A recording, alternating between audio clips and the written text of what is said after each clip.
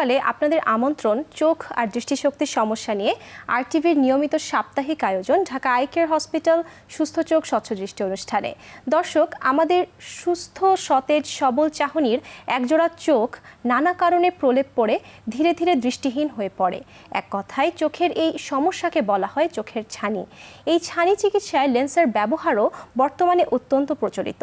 তবে মূল বিষয়টি হচ্ছে সঠিক লেন্স নির্ণয় এবং তার ব্যবহার। সঙ্গত কারণেই আমরা আজ কথা বলবো চোখের ছানি কোন লেন্সটি সবচেয়ে ভালো হয় এই বিষয়টি নিয়ে আজকের আলোচনায় আমাদের সঙ্গে যুক্ত হয়েছেন অভিজ্ঞ সফল চক্ষু চিকিৎসক, ঢাকা আই কেয়ার হসপিটালের senior consultant, smile, LASIK, phaco ও গ্লোকোমা বিশেষজ্ঞ ডাক্তার হারুন রশিদ স্যার। স্যার, আপনাকে স্বাগত জানাচ্ছি আমাদের আজকের এই পর্বে। কেমন আছেন স্যার? ভালো আছি, তুমি কেমন আছো? আমি খুব ভালো আছি স্যার। আমরা প্রতি সপ্তাহে আসলে আলোচনা করে থাকি চোখের বিভিন্ন ধরনের রোগ, তার প্রতিকার, চিকিৎসা, বিভিন্ন বিষয়টি নিয়ে। আজকের বিষয়টি কিন্তু খুবই প্রাসঙ্গিক।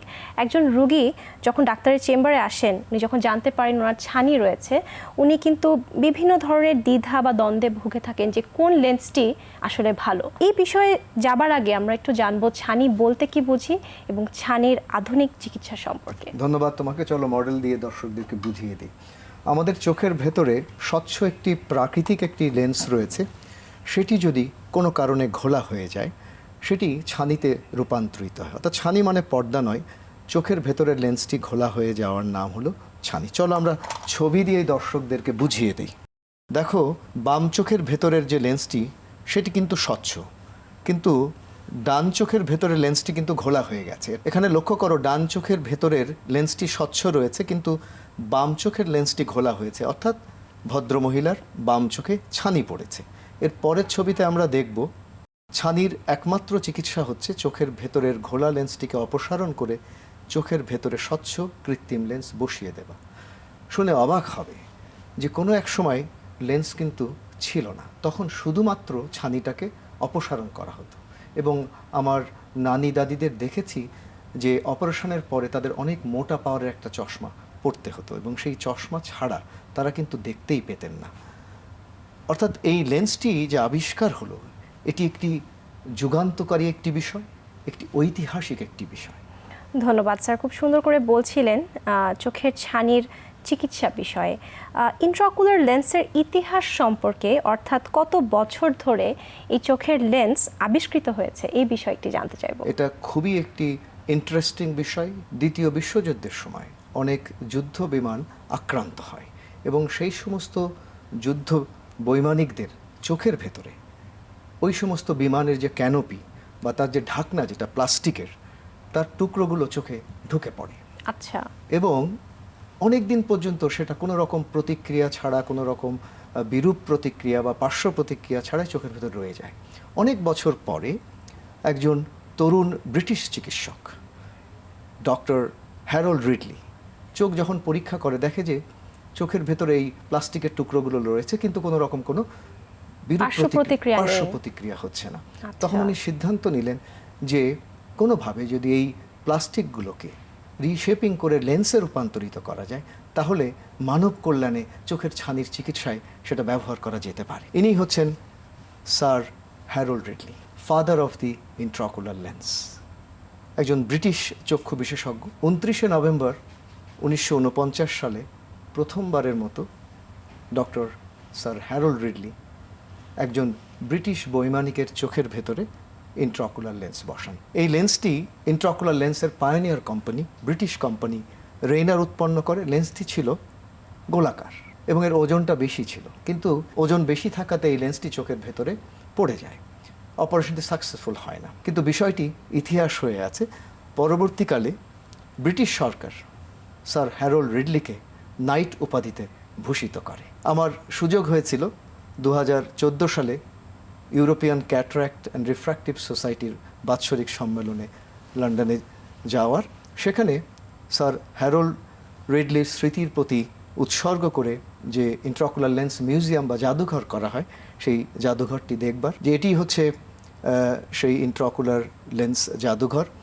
লক্ষ্য করো যে সেখানে যে ব্রিটিশ ঐতিহ্যবাহী যে ডাবল ডেকার বাসকে ব্যাকগ্রাউন্ড করে আইওএল মিউজিয়ামটা তৈরি করা হয়েছে। একই কনফারেন্সে আমার সাথে দেখা হয় দুই কিংবদন্তি চক্ষু বিশেষজ্ঞ, এই ভারতীয় উপমহাদেশের ডক্টর আমার আগরওয়াল এবং ডক্টর আভাই ভাসাভাদার সাথে।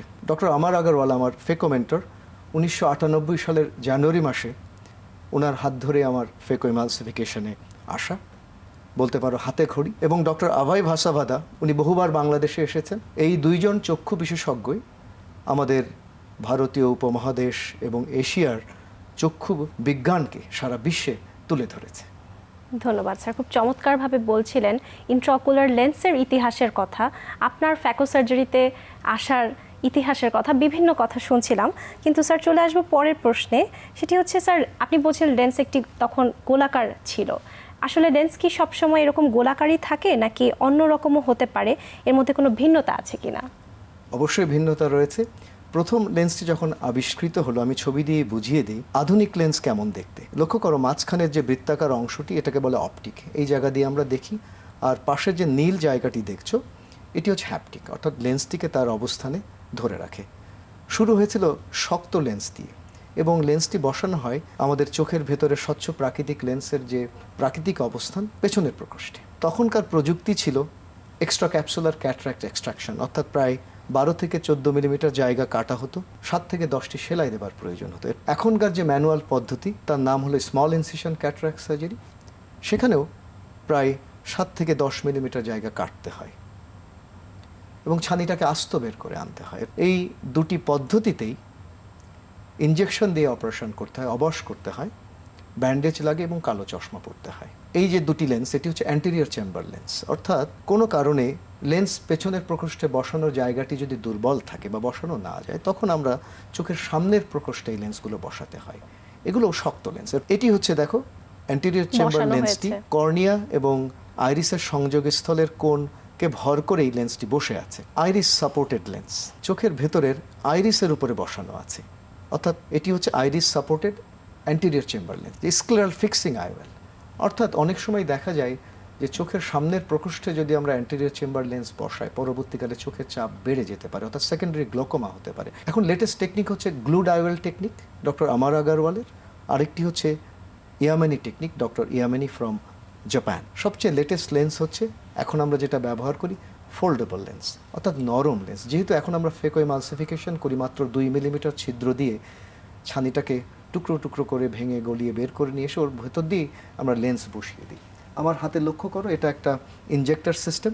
এখন প্রিলোডেড লেন্স পাওয়া যায়, অর্থাৎ এর ভেতরেই নরম লেন্সটা ভাঁজ করা অবস্থায় থাকে, আমরা শুধু চোখের ভেতরে বসিয়ে দিই। লক্ষ্য করো যে ইনজেক্টর সিস্টেমের মাধ্যমে নরম ভাঁজ করা লেন্স চোখের ভেতরে প্রবেশ করানো হচ্ছে। এখনকার ফেকো সার্জারিগুলো কোনো রকম ইনজেকশন ছাড়াই টপিক্যাল অ্যানেস্থেসিয়া, অর্থাৎ শুধুমাত্র ড্রপের মাধ্যমে চোখে অবশ করেই ফ্যাকো সার্জারি করা হয়, কোনো রকম ইনজেকশন, ব্যান্ডেজ, কাটাছেঁড়া কিছুই লাগে না। যে সবচেয়ে উন্নত প্রযুক্তির phaco machine, Centurion Vision System with OZil torsional technology from Alcon USA. আরেকটি উন্নত প্রযুক্তির ফ্যাকো মেশিন, সেটি হচ্ছে white is the Signature Ellips phaco প্রযুক্তি from Johnson and Johnson USA. Constellation Infinity system, এটি মূলত রেটিনার অপারেশনে ব্যবহৃত হয়, কিন্তু এর মধ্যে ইনফিনিটি ফেকো সিস্টেম আছে, অর্থাৎ কোনো রোগীর যদি ছানি সমস্যা এবং চোখের রেটিনার সমস্যা থাকে, তাদের কম্বাইন্ড অপারেশন করা হয়, তখন এই মেশিনটি ব্যবহার করা হয়। যে এই সমস্ত উন্নত ফ্যাকো প্রযুক্তির জন্য একটি উন্নত অপথ্যালমিক অপারেটিং মাইক্রোস্কোপের প্রয়োজন। এটি হচ্ছে অপমি লোমেরা 700 কার্ল জাইস মাইক্রোস্কোপ, যেটি ওয়ার্ল্ডের সবচেয়ে বেস্ট মাইক্রোস্কোপ। সবচেয়ে উন্নত প্রযুক্তির যদি ফ্যাকো সার্জারি করতে হয়, তাহলে সবচেয়ে উন্নত প্রযুক্তির ফ্যাকো মেশিন এবং উন্নত প্রযুক্তির মাইক্রোস্কোপ প্রয়োজন নির্ভুল ফ্যাকো সার্জারির জন্য, যেটা আমরা আমাদের হসপিটালে ব্যবহার করছি। ধন্যবাদ স্যার, আপনি খুব সুন্দর করে বলছিলেন যে উন্নত মানের একটা ফ্যাকো সার্জারির জন্য উন্নত মানের ফ্যাকো মেশিন এবং মাইক্রোস্কোপ প্রয়োজন। স্যার, আপনি লেন্সের মধ্যে কিছু ভিন্নতার কথা বললেন, আর কোনো প্রকার ভেদ আছে কিনা লেন্স? চলো ছবি দিয়ে দর্শকদের বুঝিয়ে দিই। কিছু লেন্স রয়েছে যেগুলো ক্লিয়ার লেন্স বা স্বচ্ছ লেন্স, কিছু কিছু লেন্স রয়েছে ইয়েলো লেন্স, অর্থাৎ হলুদাভ লেন্স। ডিজাইনের দিক থেকে কিছু লেন্স রয়েছে প্লেট হ্যাপটিক লেন্স, অর্থাৎ ফ্ল্যাট সমতল। আরও কিছু লেন্স রয়েছে যেটা হচ্ছে লুপ হ্যাপটিক। এখানে হ্যাপটিকগুলো দেখো লুপের মতো। প্রচলিত যে লেন্সগুলো সেগুলো স্ফেরিক্যাল লেন্স, ফলে কম আলোতে রাতের বেলা দেখতে সমস্যা হয়, কারণ তাদের স্ফেরিক্যাল অ্যাবারেশন বা বিচ্যুতি বেশি। কিন্তু ডান দিকের ছবিতে দেখো অ্যাসফেরিক বা ফ্ল্যাট লেন্স, চ্যাপ্টা লেন্স, সেগুলো যদি আমরা বসাই তাহলে কম আলোতে রাতের দৃষ্টিগুলো চমৎকার হয়। ধন্যবাদ স্যার। আপনি বলছিলেন বিভিন্ন ধরনের লেন্সের কথা, তো এই লেন্সগুলো বসালে কি একজন রোগী সব দূরত্বেই দেখতে পাবে? না, সব দূরত্বে দেখতে পাবে না। আমি ছবি দিয়ে বুঝিয়ে দিই। প্রচলিত যে লেন্সগুলো বসায় সেগুলোকে বলে মোনোফোকাল লেন্স, অর্থাৎ এই সমস্ত লেন্সের একটি পাওয়ার থাকে। সাধারণত আমরা দূরের জন্য টার্গেট করি, কিন্তু কাছে পড়তে গেলে চশমা লাগে। টরিক ইন্ট্রাকুলার লেন্স, তুমি জানো যে আমরা চোখের চশমাতে অনেক ক্ষেত্রে সিলিন্ডার পাওয়ারের লেন্স ব্যবহার করি। কেন করি? চোখের কোনো একটা বিশেষ অক্ষ বরাবর লেন্সটি একটু বেশি বক্র থাকে। ঠিক সেই বিষয়টিকে মাথায় রেখে আমরা এখন ইন্ট্রাকুলার লেন্সের ভেতরেও সেই সিলিন্ডার লেন্সটিও আমরা সন্নিবেশন করলে একজন মানুষের অপারেশনের পরে সিলিন্ডার পাওয়ারের চশমা লাগে না। প্রেসবায়োপিক লেন্স, অর্থাৎ এই লেন্সগুলোতে অনেকগুলো রিং বসানো থাকে। এর ফলে একজন রোগী দূরে এবং কাছে সব জায়গাতেই দেখতে পান। এটাকে বলে প্রেসবায়োপিক লেন্স। ধন্যবাদ স্যার। আপনি বলছিলেন বিভিন্ন ধরনের লেন্সের কথা, আপনার কাছ থেকে জানতে পারছিলাম ফ্যাকো সার্জারির কথা, আরও অনেক কিছু জানবো, কিন্তু সময় হয়ে গেছে একটি ছোট্ট বিরতির। ফিরব বিরতি শেষে, সঙ্গেই থাকবেন। দর্শক, চোখের ছানির চিকিৎসায় কোন লেন্সটি কার জন্য কতটা ভালো বা প্রযোজ্য তাই নিয়ে কথা বলছি আজকের ঢাকা আই কেয়ার হসপিটাল সুস্থ চোখ স্বচ্ছ দৃষ্টি অনুষ্ঠানে। সঙ্গে আছেন ঢাকা আই কেয়ার হসপিটালের senior consultant, smile, LASIK, phaco ও গ্লোকোমা বিশেষজ্ঞ ডাক্তার হারুন রশিদ স্যার। বাকি আলোচনায় ফিরব সংক্ষিপ্ত সময় বিরতি শেষে, সঙ্গেই থাকবেন।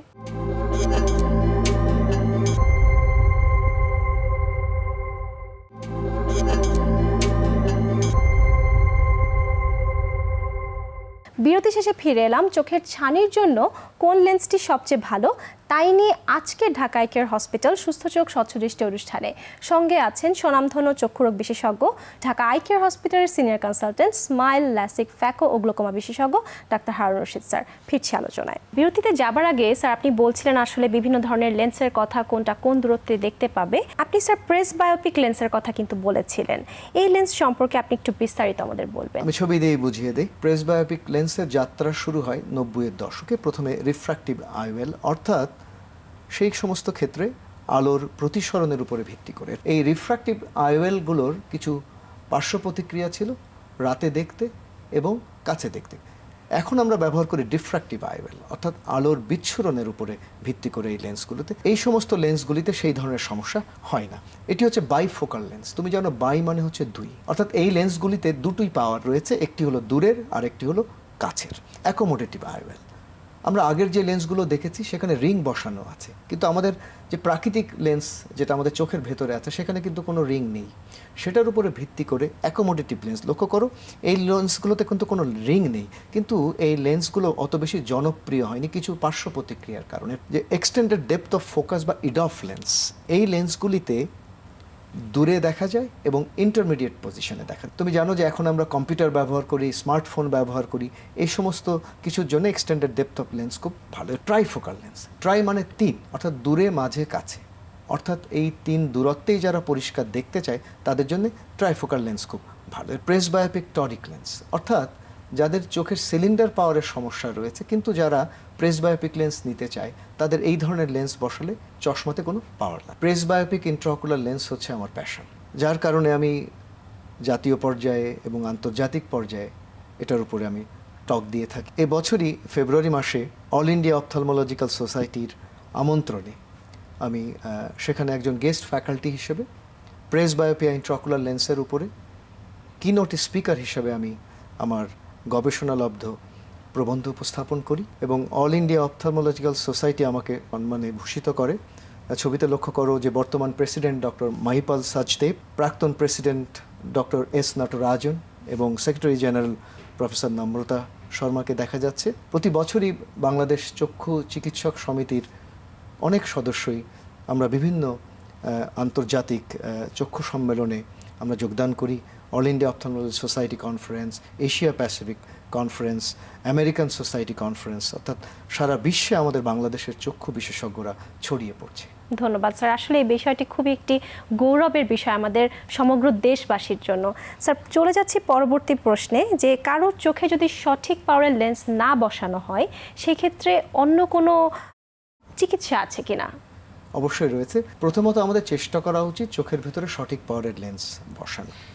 কোনো কারণে যদি পাওয়ার এদিক ওদিক হয়ে যায় তাহলে আমরা চোখের কর্নিয়াতে ল্যাসিক বা স্মাইল করে সেই পাওয়ারটা অ্যাডজাস্ট করতে পারি। কখনো কখনো যদি ইন্ট্রাকুলার লেন্সের পাওয়ার অস্বাভাবিক হয়ে যায়, যে একজন রোগী চোখে রাখতেই পারছে না, তখন সেই লেন্সটিকে আমাদের বের করে আনতে হয়। সেটাকে আমরা বলি আইওএল এক্সপ্লান্টেশন এবং আইওএল এক্সচেঞ্জ। এছাড়া আমি ছবি দিয়েই বুঝিয়ে দিই, লেটেস্ট প্রযুক্তি হচ্ছে অ্যাড অন আইওএল বা পিগিব্যাক বা সাপ্লিমেন্টারি আইওএল। অর্থাৎ চোখের ভেতরে যে লেন্সটি আছে, ধরো 21 পাওয়ারের একটা লেন্স বসানোর প্রয়োজন ছিল, কোনো কারণে ভুলবশত 20 পাওয়ারের লেন্স বসানো হয়েছে। সেক্ষেত্রে আমরা এক্সট্রা 1 পাওয়ারের একটা লেন্স, পুরনো যে লেন্স বসানো আছে ওটার উপরে যদি আমরা বসিয়ে দিই, তাহলেই সেটা ম্যাচ করে গেল। 20 আর 1 মানে 21। যে নতুন আরও প্রযুক্তির লেন্স আবিষ্কার হয়েছে, আমাদের দেশে এখনও আসেনি, লাইট অ্যাডজাস্টেবল আইওএল। অর্থাৎ আমরা আলট্রাভায়োলেট লাইট যদি এই সমস্ত লেন্সের উপরে দিই, তাহলে লেন্সের পাওয়ার পরিবর্তন হয়ে যায়। এটা 20.5 পাওয়ার, সেটা 21 হতে পারে, 21 20.5 করা সম্ভব। এর চোখের ভেতরে পারফেক্ট লেন্স লেজার সিস্টেম বা লিরিকের মাধ্যমে ফেমটোসেকেন্ড লেজার ব্যবহার করে চোখের ভেতরে যে লেন্সটি বসানো আছে সেই লেন্সটির আকার পরিবর্তন করা, রিমডেলিং, রিশেপিং করা সম্ভব। অর্থাৎ মোনোফোকাল লেন্সকে প্রেসবায়োপিক লেন্সে এবং প্রেসবায়োপিক লেন্সকে মোনোফোকালে রূপান্তরিত করতে পারি, যদিও এই বিষয়টি এখন পরীক্ষামূলক পর্যায়ে, গবেষণামূলক পর্যায়ে রয়েছে। আচ্ছা, ধন্যবাদ স্যার। আপনি বলছিলেন, কিন্তু প্রথমেই আপনি একটা কথা বলে নিয়েছেন যে আসলে প্রথমে লেন্সের সঠিক পাওয়ারটা নির্ণয় করা খুবই জরুরি। তো কিভাবে আসলে এটি নির্ণয় করা হয়? বিষয়টা তো অত্যন্ত জরুরি, আমি ছবি দিয়ে বুঝিয়ে দিই। ইন্ট্রাকুলার লেন্সের পাওয়ার আমরা পরিমাপ করি বায়োমেট্রির মাধ্যমে। আচ্ছা। প্রচলিত যে পদ্ধতি সেটাকে বলে আল্ট্রাসনিক বায়োমেট্রি, এবং এখানে দুটো পদ্ধতি রয়েছে, একটি হচ্ছে কন্ট্যাক্ট আর একটি ইমার্শন। কন্ট্যাক্ট পদ্ধতিটি যদিও সবচেয়ে বেশি করা হয়, কিন্তু এটি সঠিক নয়। সবচেয়ে নির্ভুল হচ্ছে ইমার্শন বায়োমেট্রি। তবে স্টেট অফ আর্ট টেকনোলজি হচ্ছে অপটিক্যাল বায়োমেট্রি। আমরা সবচেয়ে বাংলাদেশের প্রথম আইওএল মাস্টার 700টিকে সফটওয়্যার, টিকে মানে টোটাল ক্যারোটোমেট্রি, অর্থাৎ কর্নিয়ার যে সামনের যে সারফেস এবং পেছনের সারফেস সব মিলেই তো কর্নিয়ার পাওয়ারটা, সেটা আমরা নির্ধারণ করতে পারি। এছাড়া বাংলাদেশের প্রথম আমরা Pentacam AXL from Oculus Germany, এটিও উন্নত প্রযুক্তির অপটিক্যাল বায়োমেট্রি আমরা ব্যবহার করছি বাংলাদেশে প্রথমে। যে পেন্টাক্যামের মাধ্যমে কারোর চোখের কর্নিয়া পাতলা হয়ে যাচ্ছে কিনা, একটা অসুখ রয়েছে যাকে বলে কেরাটোকোনাস, সেটাও জানা দরকার। কারণ কেরাটোকোনাস থাকলে চোখের ভেতরে ছানি অপারেশনে সব ধরনের লেন্স ব্যবহার করা যায় না। অনেকের চোখে গ্লোকোমা রোগ থাকতে পারে, অনেকের চোখে রেটিনার জটিলতা থাকতে পারে। তাদের ভালোভাবে সেগুলো যদি পরীক্ষা না করে যদি চোখের ভেতরে লেন্স বসিয়ে দেওয়া হয়, অবশ্যই সেই রোগী তো ভালো দেখবে না। আজকাল আমরা প্রায়শই শুষ্ক চোখে ভুগে থাকি। প্রচলিতভাবে শুষ্ক চোখের জন্য আমরা চোখে কৃত্রিম অশ্রু বা আর্টিফিশিয়াল টিয়ার ড্রপ দিই, কিন্তু সবচেয়ে লেটেস্ট প্রযুক্তির একটি চিকিৎসা রয়েছে, সেটাকে আমরা বলি লিপি ভিউ, লিপি ফ্লো ডায়াগনস্টিক এবং ট্রিটমেন্ট, যেটা বাংলাদেশে প্রথম আমরা ব্যবহার করছি। আরেক ধাপ এগিয়ে গেছে শুষ্ক চোখের চিকিৎসা। ধন্যবাদ স্যার। আপনি বলছিলেন আসলে সঠিক পাওয়ারের লেন্স কিভাবে নির্ণয় করা হয় বিষয়টি নিয়ে। তবে আমরা জানি যে আপনারা ঢাকা আই কেয়ার হসপিটালে সম্প্রতি জাইস ক্যাটারাক্ট সুইটের মাধ্যমে ফ্যাকো সার্জারি করছেন। এই বিষয়ে আপনি একটু দর্শকদের স্বচ্ছ ধারণা দেবেন। আমি ছবি দিয়ে বুঝিয়ে দিই। আমরা আইওএল মাস্টার 700টিকের কথা বলেছি। Forum eye care data management সফটওয়্যারের মাধ্যমে আইওএল মাস্টার 700 থেকে ক্যালিস্টো আই, এটা হচ্ছে ডিজিটাল মার্কারলেস সলিউশন। ডিজিটাল পদ্ধতিতে আমরা এখন ফ্যাকো সার্জারি করছি, অর্থাৎ একটি যন্ত্র থেকে আরেকটি যন্ত্রে তথ্য উপাত্ত নির্বিঘ্নে চলে যায়। আইওএল মাস্টার 700 থেকে প্রথমে ক্যালিস্টো আই থেকে লুমেরা 700 অপথ্যালমিক অপারেটিং মাইক্রোস্কোপ। এর ফলে চোখের ফ্যাকো সার্জারি এখন অনেক বেশি নির্ভুল এবং নিখুঁতভাবে করা সম্ভব। ধন্যবাদ স্যার, সুন্দর করে বলছিলেন। তবে রোগীরা কিন্তু প্রায়শই একটি দ্বিধাদ্বন্দ্বে ভোগেন, সেটি হচ্ছে কোন লেন্সটি আসলে সবচেয়ে ভালো। এই বিষয়ে আপনার কাছে জানতে চাইব। এটি সবচেয়ে গুরুত্বপূর্ণ বিষয়। রোগীরা আমাদেরকে এসে বলেন যে কোন লেন্সটি সবচেয়ে ভালো। কোন লেন্সটি সবচেয়ে ভালো এটি মুখ্য বিষয় নয়, কোন লেন্সটি ওই রোগীর চোখের জন্য ভালো সেটা সবচেয়ে গুরুত্বপূর্ণ। কেউ হয়তো খেলাধুলো করতে পছন্দ করে, কেউ হয়তো পড়তে পছন্দ করে। আমি ছবি দিয়েই বুঝিয়ে দিই। দেখো, আমরা যখন বই পড়ি সেটা 30 সেন্টিমিটার দূর থেকে পড়ি, আবার যখন আমরা মোবাইলে তখন 40 থেকে 60 সেন্টিমিটার, বা কম্পিউটারে যখন কাজ করি সেটা 60 থেকে 70 সেন্টিমিটার দূরে। অর্থাৎ সেটা নির্ভর করে কে কোন পেশায় আছে। কেউ হয়তো গল্ফ খেলতে পছন্দ করে, কেউ হয়তো অভিনয় পেশায় রয়েছে। সুতরাং এটা একজন মানুষের বয়স, তার পেশা, তার শখ, শুধু তাই না, কাছের দূরত্ব কিন্তু এক এক মানুষের এক এক রকম। কেউ হয়তো এই দূরত্বে পড়তে ভালো পছন্দ করে, কেউ হয়তো আরেকটু দূরে। অর্থাৎ এই পুরো বিষয়টি নির্ভর করছে একজন মানুষের দেখবার চাহিদার উপর। ধন্যবাদ স্যার, আপনি খুব সুন্দর করে বলছিলেন যে কোন লেন্সটি আসলে কার জন্য প্রযোজ্য এই বিষয় নিয়ে। তবে স্যার যাবার আগে শেষ প্রশ্ন আপনার কাছে, যে করোনা ভাইরাসের এই মহামারীর এই পরিস্থিতিতে ফ্যাকো সার্জারি করাটা কতটা নিরাপদ? অবশ্যই নিরাপদ। শুধু তাই না, আমরা এই করোনা ভাইরাস কোভিড-19-এর সময় আমরা নিয়মিত চক্ষু রোগীদের সেবা প্রদান করে আসছি স্বাস্থ্যবিধি মেনেই, এবং স্বাস্থ্যবিধি মেনেই রোগীদেরকে মাস্ক পরিয়ে এবং অপারেশন থিয়েটারে বিশেষ পদ্ধতিতে স্বাস্থ্যবিধি সম্পন্ন করে আমরা নিয়মিত ফ্যাকো সার্জারি করছি। তাতে রোগীর নিরাপত্তাহীনতার কোনো প্রশ্নই ওঠে না এবং রোগীরা নিরাপদেই আছেন এবং চিকিৎসকও নিরাপদে আছেন। অর্থাৎ স্বাস্থ্যবিধি মেনে চোখের ফ্যাকো সার্জারি করা হচ্ছে, করা সম্ভব। ধন্যবাদ স্যার, আজকে খুব সুন্দর করে আপনি বললেন যে কোন রোগীর জন্য কোন লেন্সটি আসলে প্রযোজ্য বা প্রয়োজন এই বিষয়টি নিয়ে। আপনাকে অনেক ধন্যবাদ স্যার, আপনি আমাদের সময় দিয়েছেন। আপনি অনেক সুস্থ থাকবেন, আপনার সুস্থতা কামনা করি। তোমাকেও ধন্যবাদ, আরটিভির সকল দর্শক এবং আরটিভিকেও ধন্যবাদ। ধন্যবাদ স্যার। দর্শক, চোখের ছানি চিকিৎসায় কি করে কার্যকর লেন্সটি ব্যবহার করতে হয় তাই নিয়ে শুনছিলাম বিজ্ঞ আলোচক, স্বনামধন্য চিকিৎসক, ঢাকা আই কেয়ার হসপিটালের senior consultant, smile, LASIK, phaco ও গ্লোকোমা বিশেষজ্ঞ ডাক্তার হারুন রশিদ স্যারের কাছে। আশা করছি এই আলোচনা থেকে আপনারা অবশ্যই উপকৃত হবেন। আপনাদের সবার জন্য সুস্থ সবল নিরাপদ দৃষ্টিশক্তির প্রত্যাশায় আজ বিদায় নেব। আবারও দেখা হবে চোখের অন্য কোনো সমস্যা ও পরামর্শ নিয়ে। সে পর্যন্ত আপনার এবং আপনার পরিবারের সকলের চোখ সুস্থ রাখুন, দৃষ্টি স্বচ্ছ রাখুন। সবার জন্য শুভকামনা।